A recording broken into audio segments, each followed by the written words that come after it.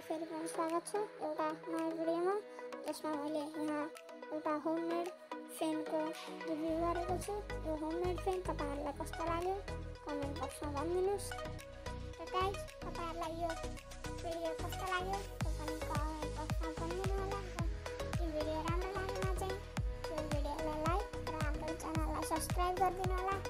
र म अर्कोचोटि अर्को कन्टेन्ट लिएर आउने छु।